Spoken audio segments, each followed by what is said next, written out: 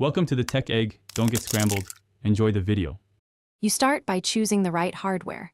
A powered USB-C dock with DisplayLink or 2 docks will let you bypass the single native output.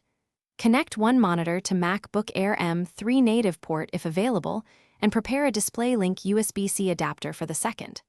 Once done, install the DisplayLink driver and update Mac OS. This ensures driver kernel compatibility.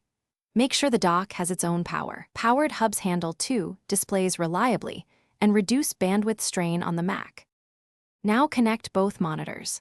Plug the primary into the MacBook's native USB-C/HDMI output, then attach the DisplayLink dock or adapter for the second.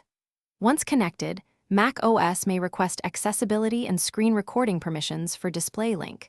Grant these in System Settings and restart the display service if prompted.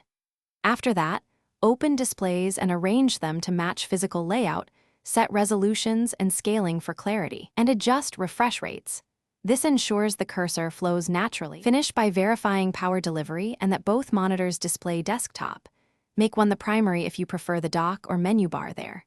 If a screen stays blank, disconnect and reconnect the affected cable, reboot the Mac, and recheck DisplayLink permissions.